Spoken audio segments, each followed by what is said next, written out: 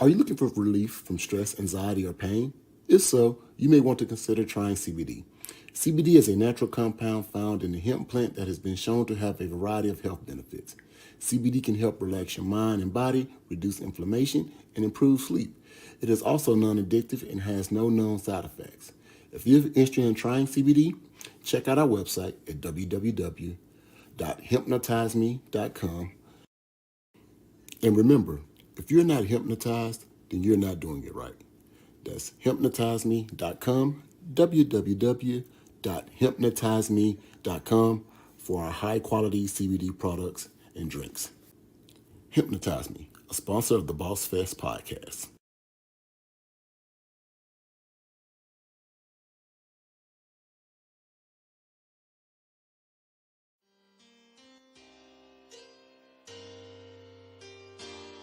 It seemed like everybody want to be a boss these days. Everybody want to be a boss till it's time to pay out, you feel me, till it's time to pay that boss cost. They ain't trying to have them tough conversations. They ain't trying to put in them extra hours, catching that windfall money, dealing with folks not being consistent. Don't get me started on the lack of sleep, but you know what they say. Boss Life, BOSSFEST, Bossfest Podcast. Each and every Wednesday night, 7 p.m. Eastern Time, guaranteed to get you right. BOSSFEST, the Bossfest Podcast. They might make you laugh, make you mad, make you cry. Either way it go, it's a vibe. Tune in, catch the topic, get the tea. Ain't no shallow waters over here, we get deep. You sensitive, easy to offend, you need to flee. But them tough conversations gonna be happening. Bossfest Podcast, they hold it down. Wednesday, 7 Eastern, man, it's going down. Tell a friend to tell a friend and y'all gather round. Get active in the comments, don't get lost in the crowd. Hey, what's happening? It's your man DJ Bush. I had to show love to Kevin and Edwina, Bossfest Butlers. Y'all know what time it is, the Bossfest Podcast. But you already know what we live in. Boss Life, BOSSFEST, the Bossfest Podcast. Each and every Wednesday night, 7 p.m. Eastern Time, guaranteed to get you right. What's up? Welcome again to the Bossfest Podcast. How y'all doing today? Listen, we got another one for y'all. Another good topic that I believe is going to be engaging, impactful, and should allow for us to kind of think outside of the box on some things. But, before we jump into any topic, I always got to look to my right. And you was confused if it was your left or your right? I had to take a second guess to make sure. You know how when you in class, you be like, so that's what I had to do. I had to look. How you doing today, babe? I'm doing good. That's what's up. So I already know you're doing good. You already told me that. So I'm ready. I see that. I see you ready.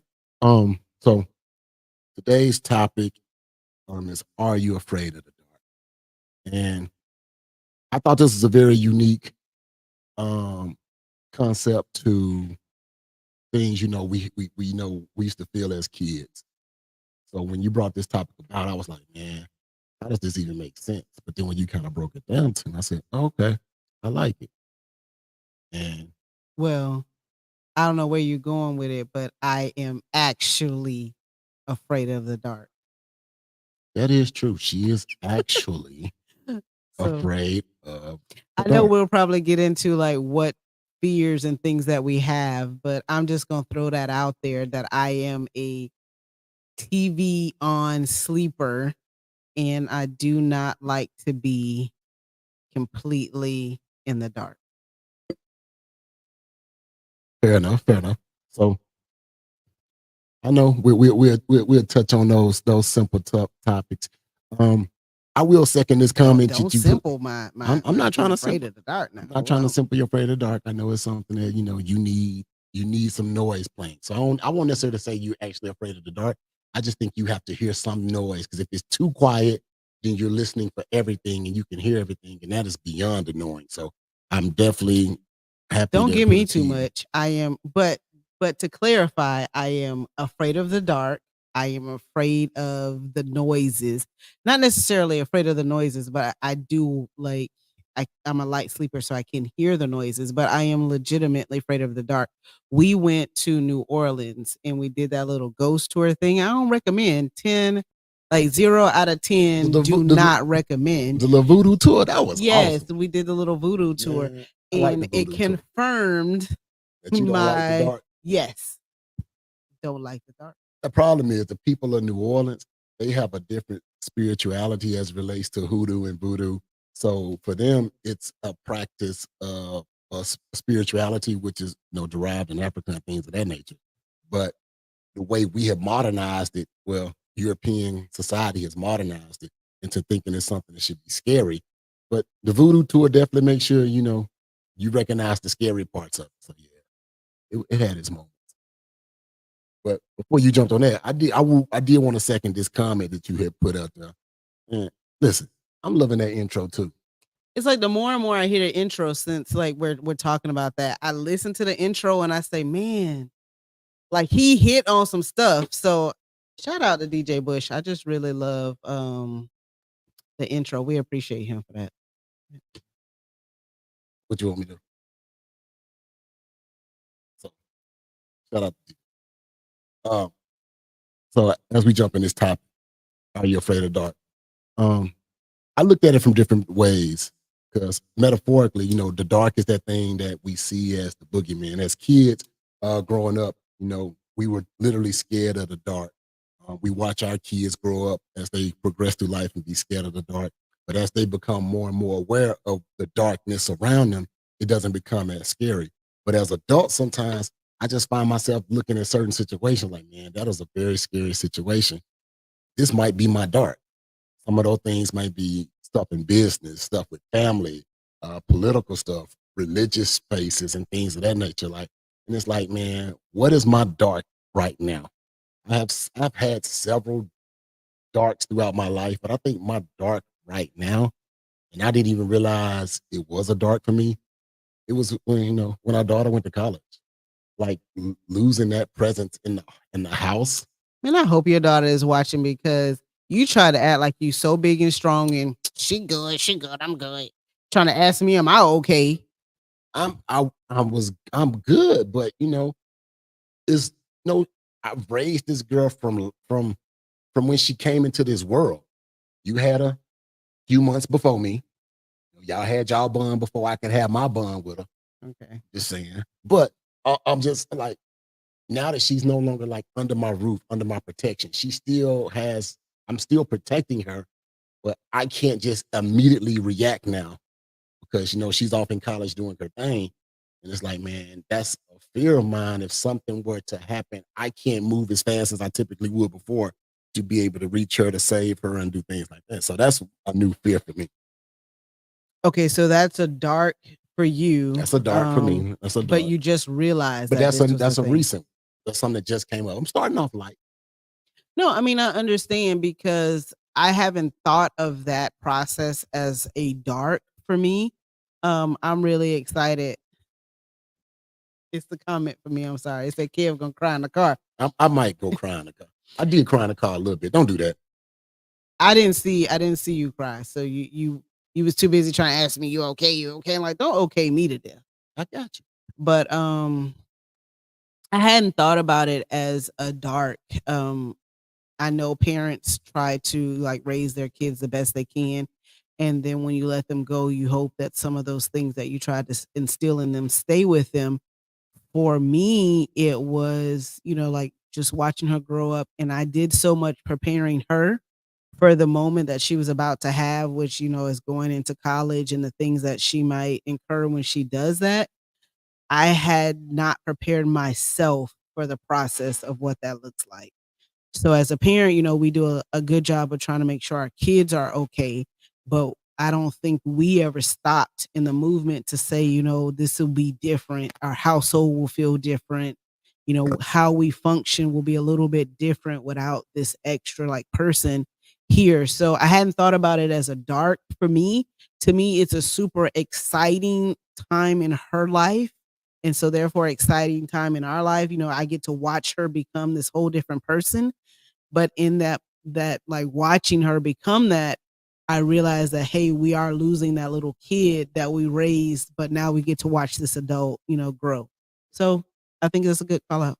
Yeah. And with anything, you go through, once you live in it for a while, you start to realize it's not as scary as it appeared at first, and you learn to embrace and accept. Another one of my darks, I You're guess. just sharing today. I'm Okay. gonna share. Another one of my darks is, I'll go in politics for this one real quick. Oh gosh. I know I shouldn't be in this space. It's a very dangerous space. But one of my darks right now in politics is that, as we looking at this landscape of who we vote for, whether it's locally, nationally, and things of that nature, I have this dark that there's been a shift in the voting process within Black men. And before the Vice President Kamala Harris even took the nomination, it was already this paradigm shift of Black men leaning more towards Republican. And from a political space, I just feel like the moment that more Black men vote Republican than Democrat than they've done at any time in history since the 60s, Black women are now going to say that we as Black men are failing to protect Black women. And I just see that narrative playing out if Donald Trump is to win the election, which right now it's anybody's race. But I just feel like if that come to pass and Black men only vote 80% Democratic and Donald Trump can get 20% of the Black male vote, I just feel like Black women are just going to crucify Black men. And it's So wait a minute, your paradigm. dark is that I said in politics. Right, but I just want to clarify so that I have understanding of what you're saying. Mm-hmm. So what you're saying is in this election, you feel like if the outcome goes one way, that your dark is that Black women will feel a certain type of way towards Black men. Yeah, I think there's already been a narrative put out there that Black men don't protect Black women. And if Black men don't vote for the Democratic Party, which it is start to have a disdain for at the rate it is done in the past, then it isn't going to be that Black men were already starting to shift from the Democratic Party. It's going to be Black men don't protect Black women or don't support Black women. So but that's my political dark. I guess like I'm processing that piece. So since you went political and you're using this as one of your dark things, do you think that there's been a shift already, like outside of the political like race or whatever we're talking about? That like has there been a shift that Black men just don't protect Black women anyway? I think there's been a campaign to say Black men don't protect Black women, and I think there's a lot of data that can support that narrative. I don't buy into it. I'm not saying I don't buy into it. I don't see it around me, which doesn't mean it doesn't exist. But if you look at certain statistics and rates and stuff, then yeah, it looks like Black men don't support Black women. But I know no other race either crucifies their men like that. I mean, I guess I'll have to let this be like your dark item because, I definitely can see different aspects or different times where it feels like as Black women, we want to be supportive and sometimes Black men don't show up for us. But I don't necessarily, it's not like my scary thing. So I said in political. I know. So in your political, things of like what you're afraid of or your dark item, I understand that's yours. I'm just making the argument for, can you see it outside of politically? Could that be a thing?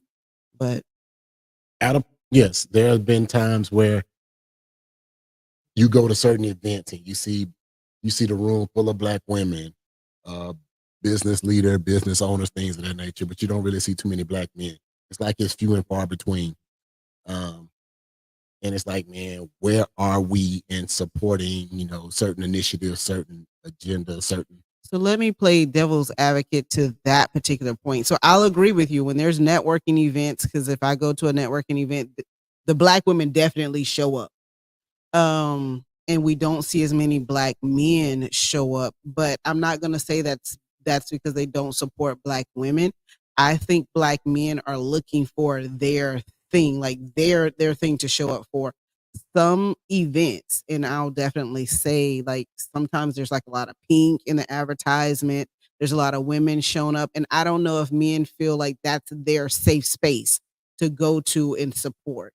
Like, one thing that I try to be intentional with Boss Fest, while like our logo does have pink in it, I try to make sure there's a male presence, or like you can see like this is an event for everyone. So it's all inclusive. But some networking events that I go to will specify like women's conference, women's brunch, wear your pink. So I think when men are looking at those type of things, that doesn't feel like this is for me. So while I can still work the narrative where, black men may not always be there to support black women, I will just say, and you're talking about in that business networking space, I think that they're waiting to find their thing. You think we're waiting to find our thing, or we don't know what our thing is? I mean, it could be both, but like, let's say if there's cigar lounges, and I'm just using that as an example, and it's like, hey, man, let's come network and let's discuss business. I think you would probably see men show up for that.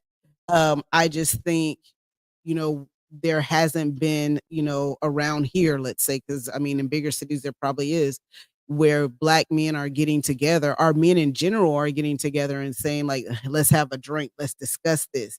Like, I think the wording in the advertisements have to be, like, centered towards you to make you interested in that. And a lot of networking events don't seem to be catered towards men in general.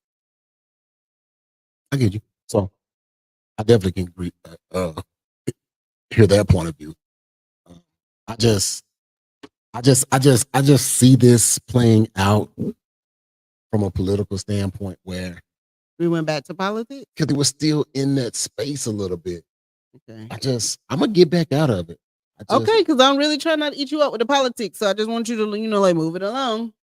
What you gonna eat me up about? I just feel like you just you tiptoeing on some things. So, I'll just What you mean?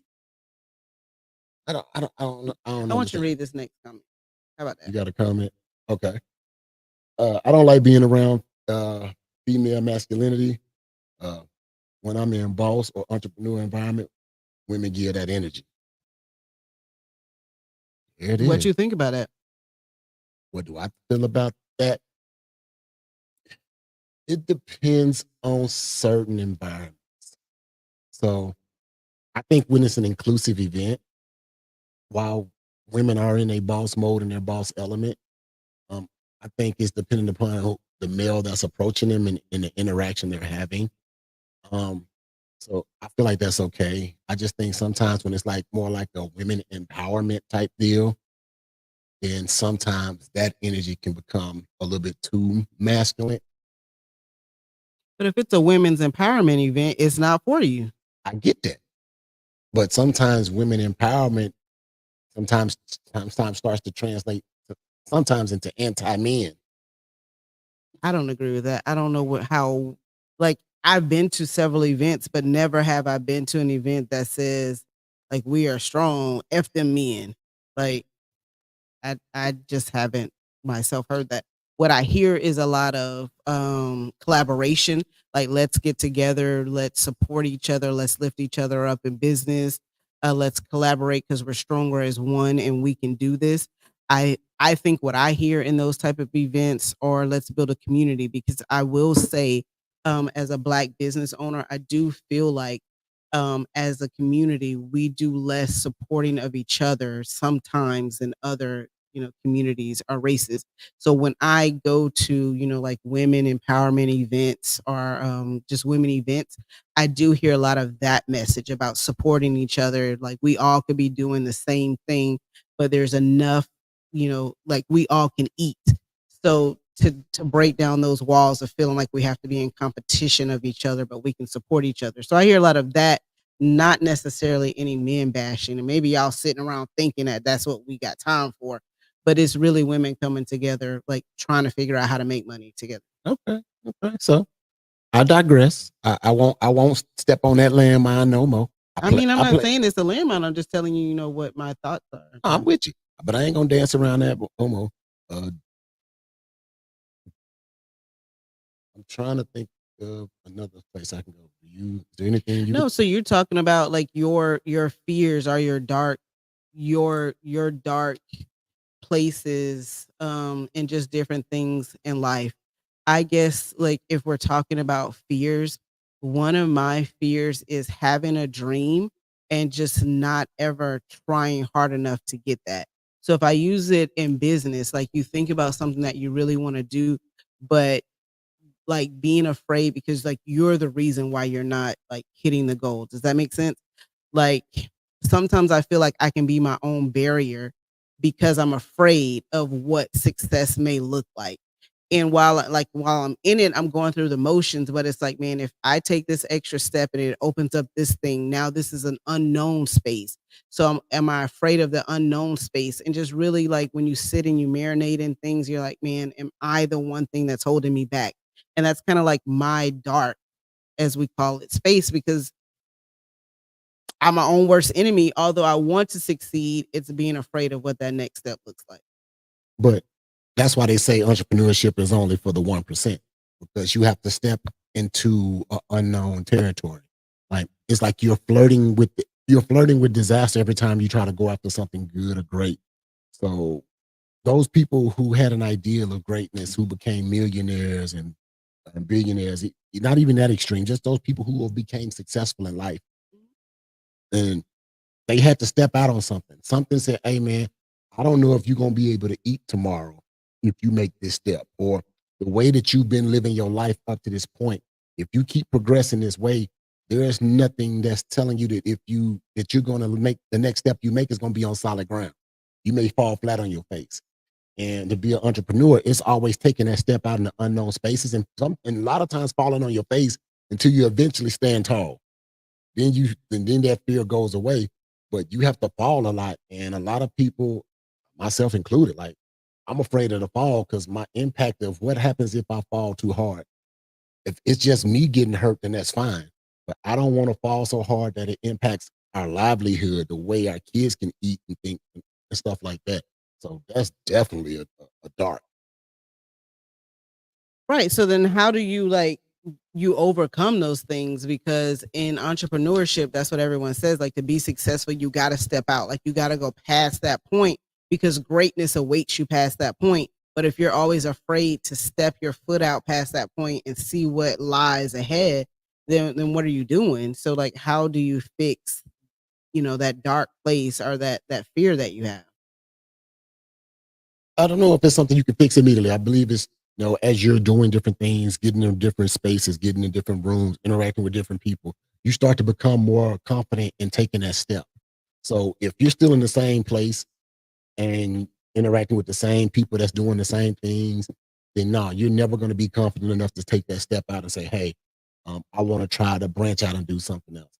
For me, entrepreneurship or that journey of entrepreneurship isn't even necessarily like, I want to be the millionaire or the billionaire. I just want to be in a position where now, if I want to take certain trips, take 4 trips a So year, you want freedom. I just want the flexibility to be able to live my life so that way I can just enjoy this life. I don't want too much money.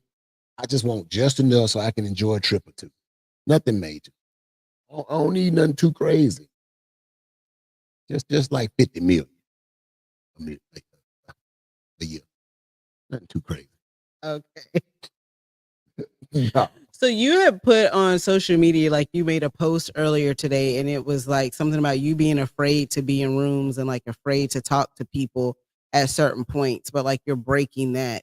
I personally have noticed, like I'll call that like, one of your darks or like your fears, because I've watched you be in rooms and like just kind of, like sit and kind of chill in the back and not, speak to people.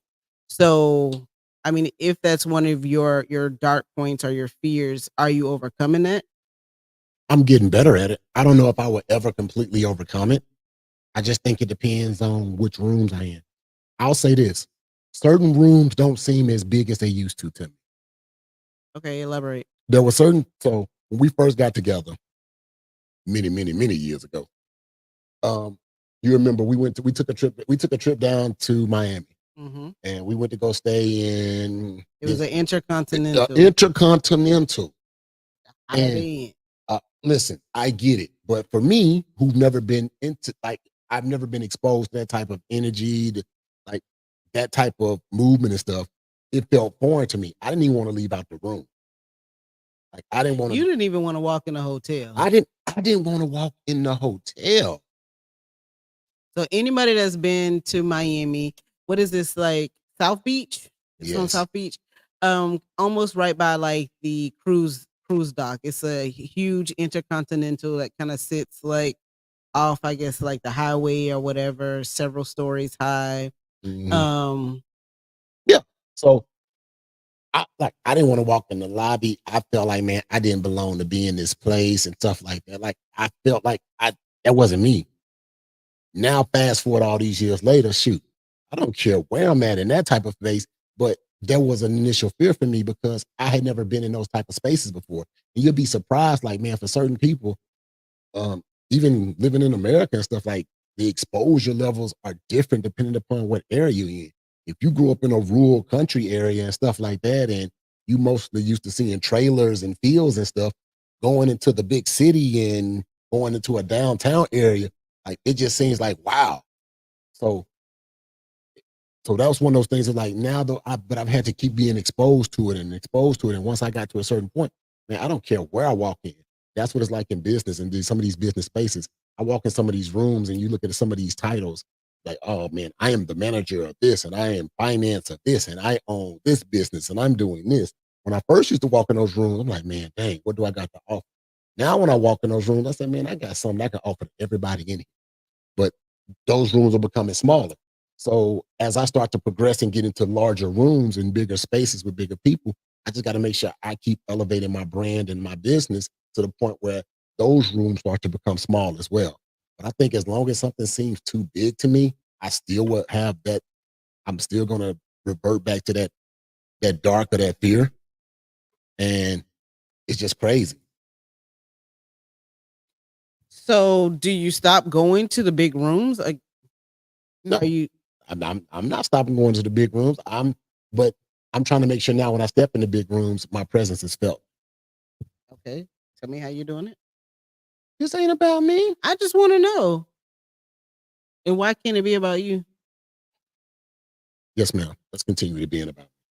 So as I'm walking into these big rooms, I'm surveying the space now. I'm getting more comfortable being able to speak, interact with people, understanding, man, everybody's human. I don't know what people went through in their normal everyday life. Most people just want to be treated regular. So if I approach it from a regular standpoint and not from I'm gonna say not from a clout chasing point. Check out the collaboration of a clout chasing episode 54 of the Bossfest Podcast. We had some great conversation with that one. But I think if I'm not trying to approach it from that angle, I'm better in those spaces and I can just navigate better. So that's what I was gonna say. We had Taj on last week, and I thought he made some really good points behind that because even he himself was saying, I still have issues, getting in people's face and being able to just walk up and talk to people, but I try to like present myself a certain way so that way I kind of draw people towards me. And I took from that, it's still, people still feel a certain type of way no matter who you are. When you Right. get in certain rooms, everyone's not comfortable, like going around and, talking to everyone and, asking different questions. So finding your level of comfort and how you're comfortable in those settings, because you still have to be in them. So I really was like, that was a key point to me, because like in my business life, if I'm handling business, then I can, go and talk to you because I'm handling this. But now when you take that away and you have to present yourself to someone, then there is always this level of being uncomfortable and how you break that wall to, you know, introduce yourself and start a conversation. No, that's true. So I'll go ahead and read this comment from the This, That, and Other podcast. My dark is a constant thoughts of am I doing all I can to be a good father, not just providing for them, but am I giving them all the knowledge they need to thrive in this world as they grow older? Because I'm still learning things myself. And I would tell you as a father that is definitely one of my darks as well. Um, because I know I can provide well, but at times I feel like, man, am I being enough for them? Sometimes, work becomes overwhelming, trying to strive to be successful in life, and you miss out on moments and you're like, man, are your kids gonna resent you because you missed out on certain things? And there's phases in their lives that every kid go through. First they idolize you from a certain age. Your kids idolize you. You the best thing in the world. Then they vilify you or demonize you because now you're putting structures and restraints on them to try to protect them in the world. And sometime, who knows when that next phase kicks in? It could be decades. Then they start to humanize you. You start saying, man, you know what? Now I can understand why my parents did the way things they did, or I can understand why they behaved the way they behaved because they were just fighting some of their own battles. I still find myself humanizing my parents at 40 years on this earth. Like, man, yeah, you know what? That was some opportunities. Back then, I was like, to that. But now, like, you know what? I guess I can understand. So I start to humanize certain things. I think that was some really good advice. Some gems you were dropping. I felt like you got that out of a book or something. Yes, that's where you get good information from, is books and stuff. Okay. Like, I ain't just out here just making it up. I ain't gonna go back political. Never mind. You was going, oh, that's what you was going to do. It's just, either way, I feel like that was really some great information and gems that you dropped in him saying that he feels like, that's one of his darks about making sure he's a good father. I think that's true for either parent because I felt the same way. That's actually like my drive to be an entrepreneur. I was in the corporate space chasing like leadership roles and trying to move up. And I realized I was missing a lot of things in our personal life, whether it's, milestones with our kids, moments with my husband, and just different things in life. I mean, like even chances to be with friends, like it was always on call, always trying to, be there so that they know, like, hey, I'm trying to be the next person in line for this role or that role. And when you turn around, years have passed while you're chasing that and you can't ever get that time back. So that really became my drive to want to be an entrepreneur because that whole freedom piece that you talked about before. Like, I don't ever want to give so much of myself to someone else for them to grow their business and them to have extra money because these are literally the most important thing I have is time. When you speak on that, it just made me remember how like COVID came around. And I think COVID exposed a lot of people's dark. Like a lot of like we live in Florida and Florida didn't have the type of crackdowns and lockdowns like other states did. It was COVID for like 2 months. I was gonna say like 2 days.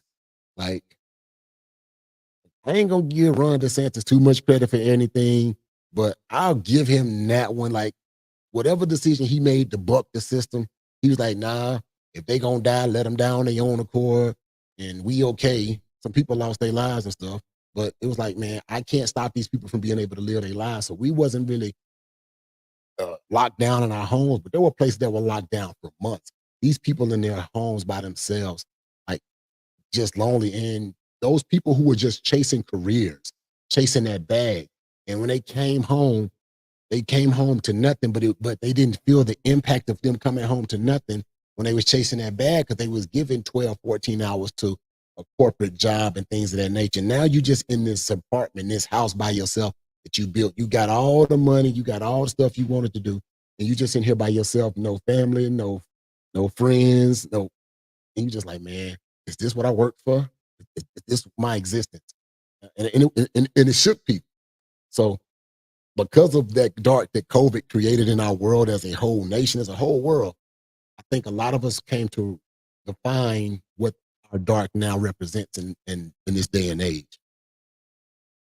I think that's a really important call out. I mean, we didn't experience any downtime. Like, I guess we were essential workers and how we got in that category. But Listen, DeSantis said, nope, take y'all butts to work. I was like, okay. I tried to get a couple of days. I was like, hey, they said we supposed to be locked down. They said, nope, you got titled with essential. Like, man, damn it. All right. But then they gave me all that essential pay, and I was like, thank you. So, I must have missed this essential pay you got.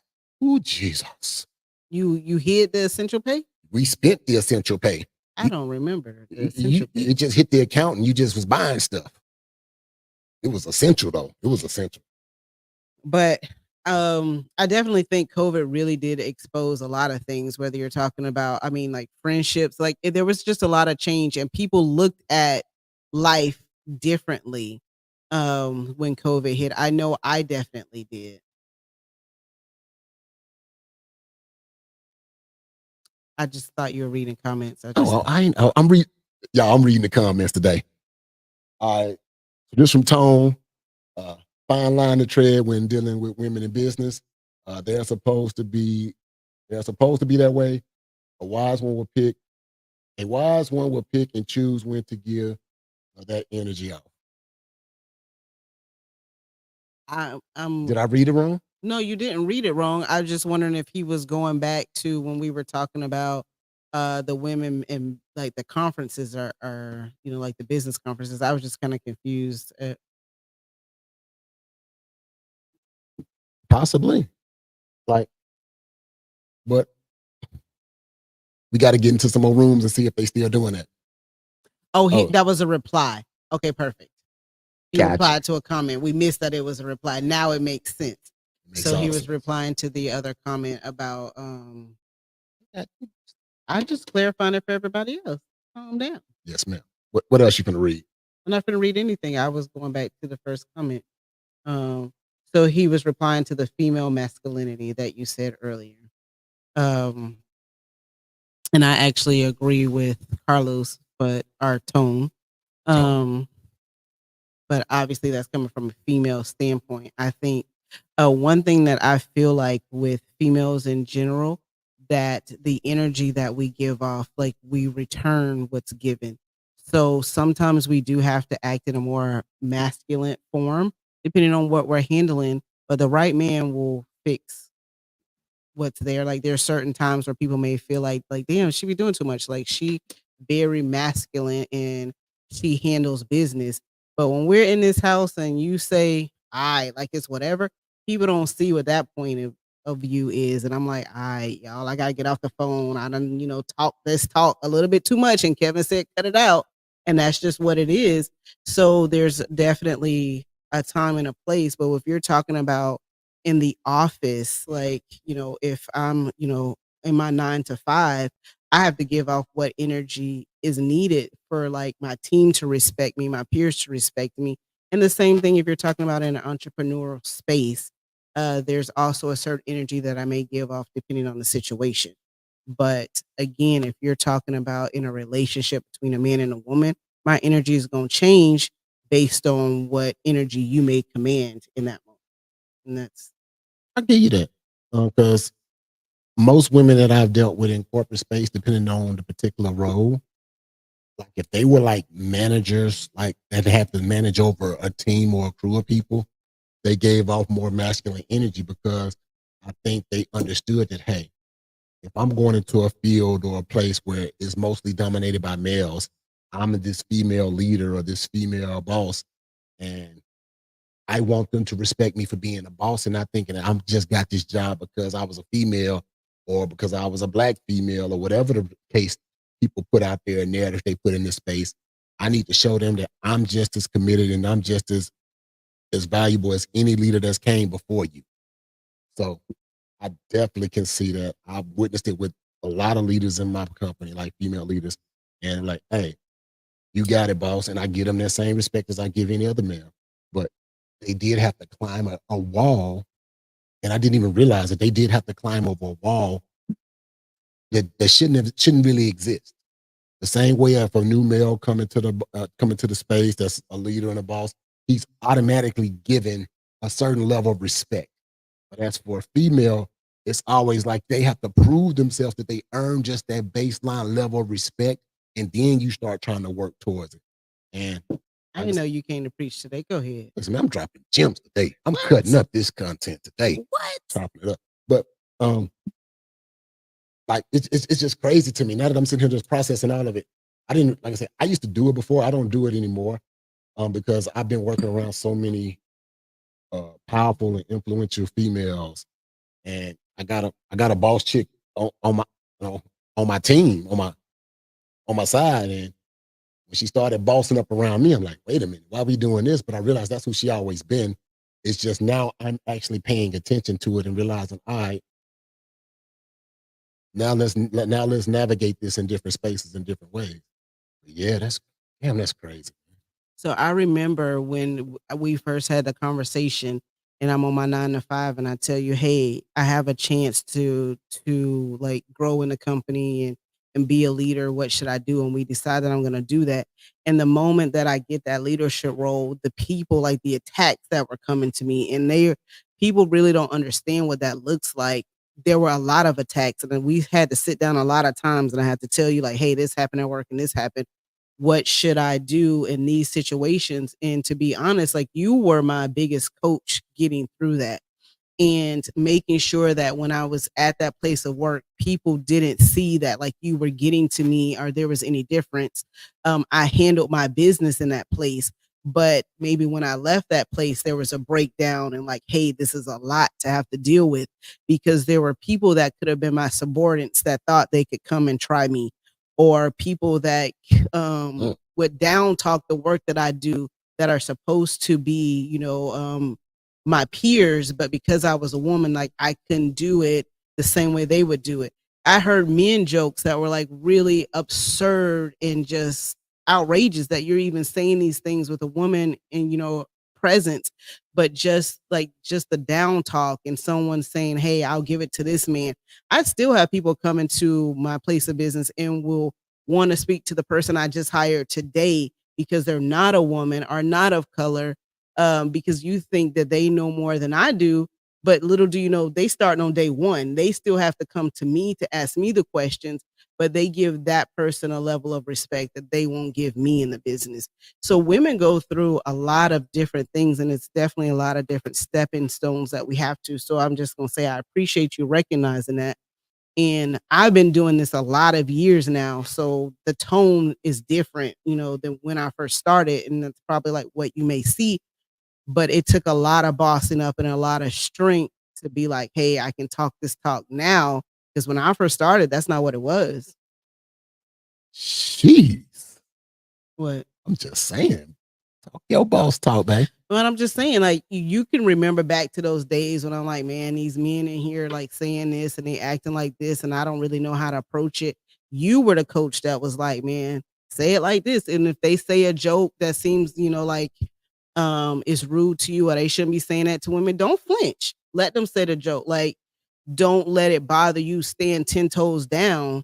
And I did that. So I'm like, you're gonna have to respect me for this. But there's a lot of times as a woman, you shouldn't have to put up with some of those things, but we do to be better. So I mean, I'm just going back to the whole thing. I completely, again, agree with what Tone was saying in the comment.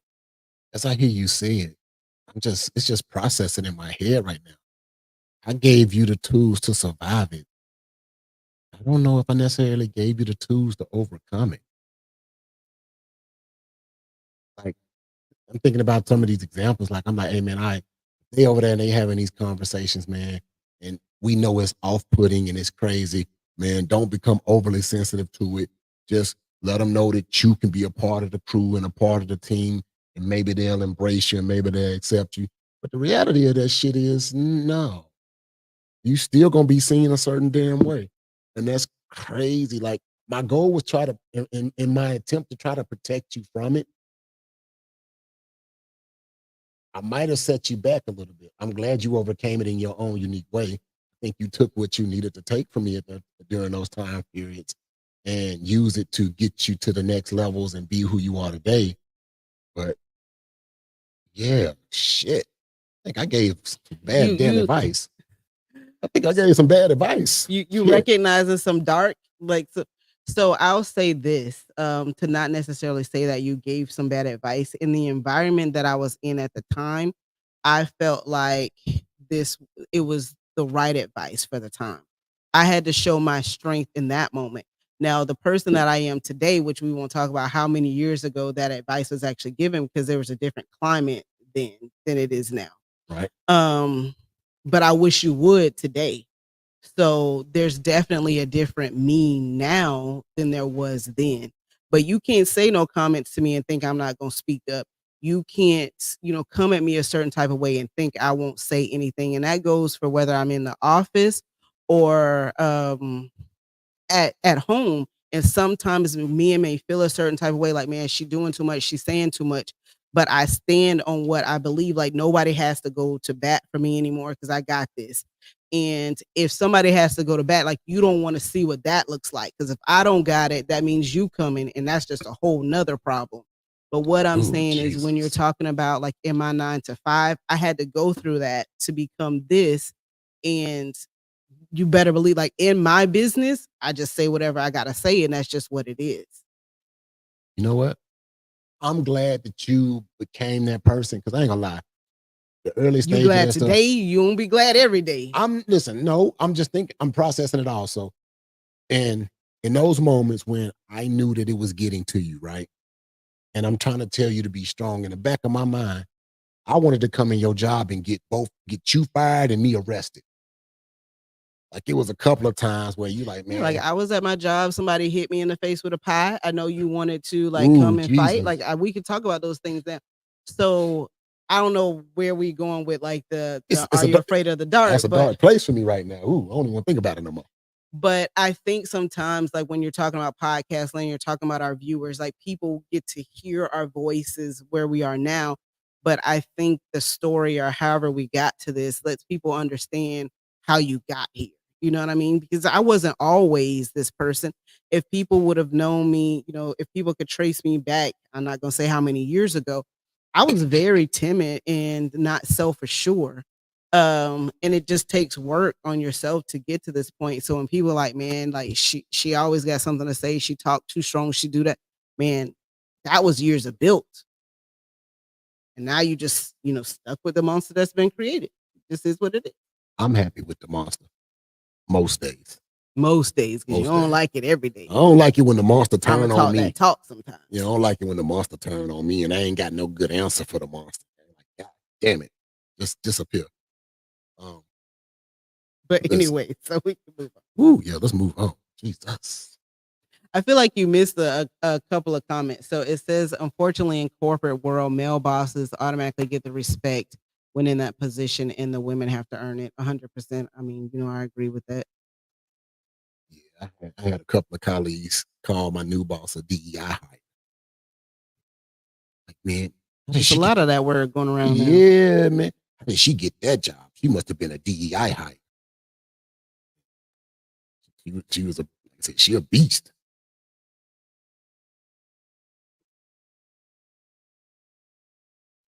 So this says, that's real. We not only need to be happily married, but also unhappily married. We not always gonna get along, and that's okay. Agreed. I feel like somehow we got into marriage counseling on this podcast. We still in the dark. It just ventured off into some light somewhere. We'll drift back in the dark eventually. But man, I'm trying to. So I talked about darks and politics. We talked about darks in life. I had started this talking about the darks that I feel in business, and always being like afraid of what that next step is. I'm gonna kind of relate that to Bossfest. Every time we try to, or we go out and we say we're gonna do a Bossfest event, there's a little bit of fear, like this dark monster that creeps over me, and it says, man, like, you spend a lot of money, to, bring this conversation to people, to help other entrepreneurs. And I feel like within me, like I do it because I was there before. Like when we started this thing business, although we had corporate, mindset behind us, which I feel like has helped us, everyone doesn't have that. And then when you go to networking events and you encounter other people, and you're like, man, you don't even know where to start your business. Like you don't even have an LLC. Like, what are you doing? You don't have this, that, or whatever. And that's kind of what built a little bit of this mindset about let's create this thing. But every time we go out and we try to say, like, let's do Boss Fest, there's that dark thing that creeps over me and it says, man, should you do this? And then every time we do it, after it's over, I say, you shouldn't do it again. And then some things just won't let it, like in my soul, just won't let it go. And you shouldn't do it again, or you should do it again? No, I say it's over and I'm breathing and I say, all right, you did it. Don't do it again. Don't do it again. And then I sleep on it for a couple weeks and I say, where's the meetings? Because it's time to go again. But right after it's over, I literally tell myself, all right, don't do it again. But it's something that I can't let go. And it's really just a fear for me of like continuing this and like how to make it great. Do people really appreciate what you're doing? And I think in a lot of business conferences, like people come together and they network, but I don't ever get to see the behind the scenes or like the good things, the connections that people make. Because when you're in it and you're creating that, I see like the things that didn't happen right, the money that's being spent, like because I'm like making the wheels and things move on that aspect, I don't always see the great things.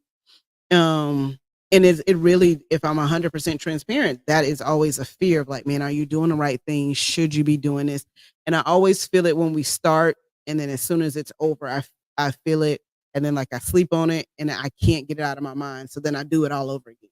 So do you do it because you fear failing, or you do it because you fear like you're gonna be missing out something if you don't do it? So when it's time to start again, I think when I'm starting it, it's the fear of failure. Okay. When I'm ending it, it's a fear of like, hey, it didn't go the way that I thought it would go. Like, how did people perceive it? So it's that fear of like the perception of everyone else. Mm. And that's two different fears at like the start and then the finish that I have. So how do you think a successful event would actually look like in your head? For you, and I'm not saying your head. How do you feel like a successful event would be? What would a successful event look like to you? I mean, for me, like the way that I'm gauging success is obviously we have people in the room that are getting the message and not an empty room. So I gauge that a couple different ways. So success for me is accomplishing the mission where people get the message, they make connections, and they grow in their business. That's a part of me feeling like it's a success. The other part of it is I have to think there's not like a business backing me, or we don't have 1 billion sponsors that help pay for Boss Fest. This is a self-funded thing. So when I look at that, it's always a fear of, am I taking away from my household and my children to accomplish this dream and to help everybody win? And is it worth it to do so? So for me, I do it, or I continue to press forward in these things. It's not necessarily for everybody else, it's for selfish intent. Because we started these events, we've been able to network and meet different people. We've been exposed to different spaces, different things. We walk in certain rooms in our area, in our community. People are like, oh man, I can recognize y'all. I see what y'all doing. Can we do something? Can we link up and possibly build something? That wasn't happening before. And I like the educational piece of it. And if I can bring the education I'm already getting, right? And if I can bring it if I can present it in a format that makes it available for anybody else who want to get it at a better rate, at a more cost-effective rate, then why not present it to the people? Sometimes I don't think it's always received that way, because a lot of people in business feel like, oh man, why am I going to spend this money? Why am I going to do this for that? But sometimes that one connection you need to help get your ideal off the ground may be sitting in that room. And what's the cost of that a ticket? now that your business is generating funding, was it worth it? Everybody who's been in the room says yes. People that's on the outside who have never been in the room don't know what to say. So they going like, oh man, I wouldn't do that. I'll never be in that. I won't spend a part of that. But you ain't the people we're really talking to anyway. We talking to the people that's trying to be in a better place, be in a better financial place, expand their brand, expand their knowledge in their business. Like grant writing for me, it used to give me joy. Then it brought me pain. Now it's starting to bring me back a revelation.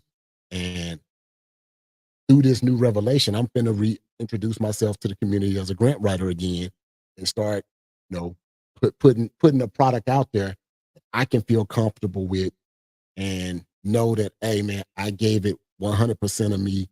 And the people who actually invest 100% of them times into that process will feel good about what they got and what they learned. And for a while there, man, I was allowing a whole lot of people who wasn't even in my space to be like, man, oh man, this is a hustle, this is a scam, and all that stuff like that. I'm sitting here looking at people still eating off of stuff I did 2, 3, 4 years ago. Like, man, damn, y'all still eating off of that? But them people ain't talking as loud as the people who I ain't never had to do anything. I never did anything for a speak. I'm like, you know what? I got to get out of that mindset. And I got to be like, man, put this product out here. That's going to be my niche. I'm going to niche down. I'm going to be Kevin Butler, that grant writer. That's my expertise. And I'm going to stick there. And that's what I'm going to present to the people when I step in these rooms. Kev, the grant writer. Listen, call me Kev, the grant writer. I'm going to put that at the bottom of my name, Kev, the grant writer, on the podcast, on my name tag, when I'm going into rooms, Kev, the grant writer. And I'm going to niche down. And I'm going to give people those tools. Like, hey, man, this is what you need to do. If you're trying to grow something, you're trying to build something, because a lot of people I talked to through the grant writing process, I realized their business wasn't even set up straight, which is why we started Bossfest. Because like, man, how can I help you get grants if you don't even got your business structured to receive funding? And that's how we birthed this thing. So I'm excited. You sound excited. I'm scared still, very scared, because it's taking you to your dark place. It's taking me to my dark place. Whenever you invest your energy into something, you hope that people receive it as well as you. And I gotta take a page from Tyler Perry. And he was out here producing plays, writing plays, doing stuff in the community, and was nothing selling, was nothing generating any funding, no backing, no business, no nothing. And all of a sudden, and I ain't gonna say all of a sudden, he pretty much had given it up. And somebody had reached out to him and said, man, I seen your play. I think you got something here. Can you bring it to this area? He was like, no. They said, no. We want to help support and da-da-da-da. With the right support, he was able to sell out that damn show. And he been selling out shows. The storyline of Maxine's Baby? Everybody ain't seen Maxine's Baby. Oh, okay. Go ahead. But the fact of the matter is that sometimes when we out here putting ourselves in these spaces, sometimes we don't think everybody sees what we see. And I think we be trying to help people more sometimes than we be trying to help ourselves. Maybe more than they're helping themselves. And even more than they're helping themselves. You be like, hey man, if you do A, B, C, and D, this can generate this. And they haven't like, made it to A? They ain't even did A. They be like, oh yeah, I'm supposed to do A, ain't I? What was A again? Yeah. Write your name on the paper. Like, do simple shit. So look, this comment says, off the muscle, out the mud. It's more lucrative and definitely worth it. Keep going. This one's for you. It says, Kev, those are the people who won't invest in themselves and expect everyone to invest in them. Make it make sense. That's 100%. So this, I'm excited for you, Kev. You just said a word right there. It wasn't all of a sudden. My example to prove that point is the story of growth of a bamboo tree. Look it up if you don't know about it. All right, y'all, we're about to get some education. Look up the growth of a bamboo tree. All right, I'm with it. So, Kev, the grant writer. Yep. I'm excited for you, Kev. I think a lot of the things that were like kind of hindering, which for you was a dark space for you, was overcoming social media. Like it was a lot to have to go do lives and introduce your people, and you felt like as a grant writer you have to be this certain type of business person and look this certain type of way. And we had a podcast with Brandon Shot Me, and he basically said like business owners and entrepreneurs are completely different looking than where they were before. But who said you had to look that way? And when he said that, I'm like, you got to think about that. Like you can be your own and just embrace whatever it is for you. So I like the, coming out as Kev, the grant writer, and being able to do it differently, not under anybody else's expectations, but what you want for it. I like that. So you gonna read a comment? Yeah, it says it takes 5 years to sprout from the ground, but once it does, it grows over 50 feet less than 90 days. So the question is, did it take 5 years or does it take 90 days? You know what? It took 5 years and 90 days. It take all of that time. And the fact is, those 5 years is growing. You don't see the growth. Right. And it sounds like something I heard Neo say. Right, and sometimes when you don't see the growth, you become discouraged. It's like when we out here, when we say we watering, we're planting seeds and we're watering, we want them to bear fruit. Some trees will sprout real fast, give us some fruit real quick, and then there's no more fruit on that tree. Versus other seeds that we planted in the community, it take a longer time for that tree to grow to bear fruit. But now once it starts to bear fruit, it has a continuous source. And that's like with any type of business relations and things of that nature. There are some connections we built with people very quickly. It generated quick funding, quick sourcing and stuff like that. But now we don't interact with them people or talk to them anymore. While there's been other connections, that's been a slow growth, a slow process. And it's just, hey, now we're starting to see the tree grow. It might still ain't produce no fruit yet, but now we're seeing the growth and it feels more realistic, more sustainable. Yeah. Okay. Listen, man, I'm going to pat my head one more time like a deacon before we get up out there. But I'm saying this definitely was an episode full of, it seems like you are like, I don't know, like revelations. Like you're just realizing some things. It's exciting for me to see. Definitely a lot of gems dropped in this. I don't know, like did Taj, like, I don't know, did he bring something out of you? Energy creates energy. Movement creates movement.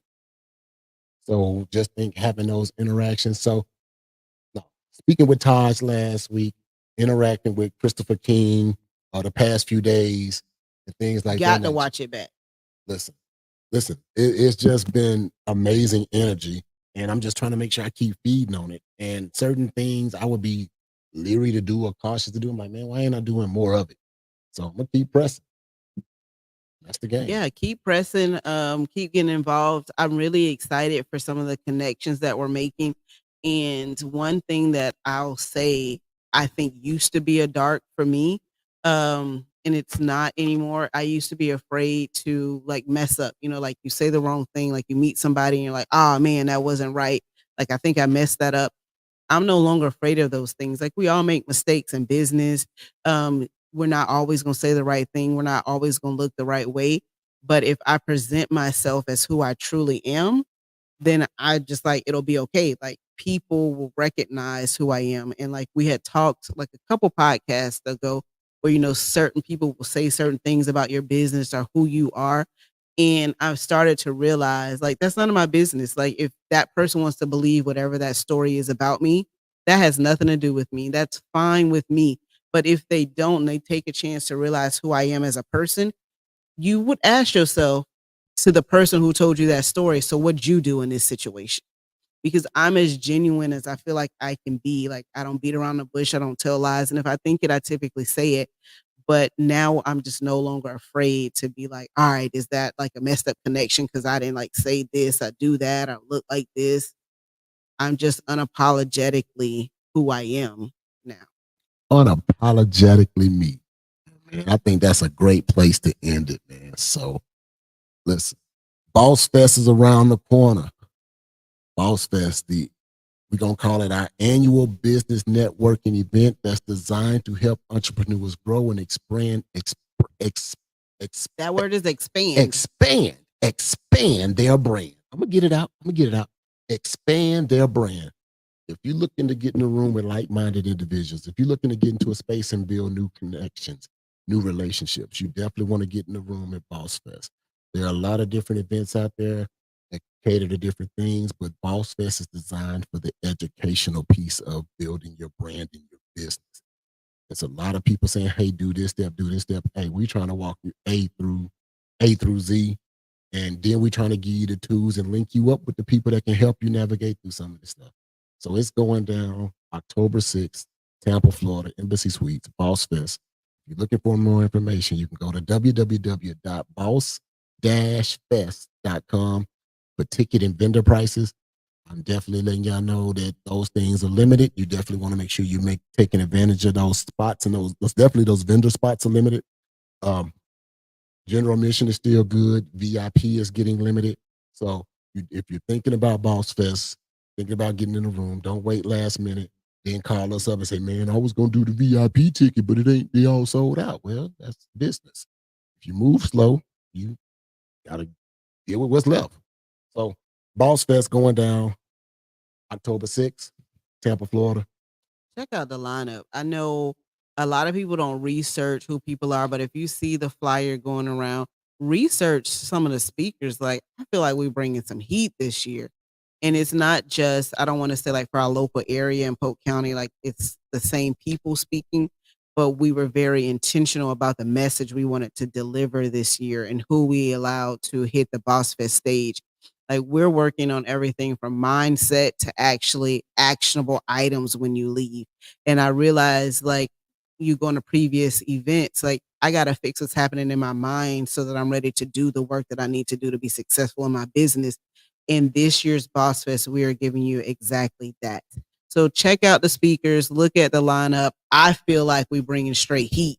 So it's definitely the place you want to be. So www.boss-fest.com for your tickets.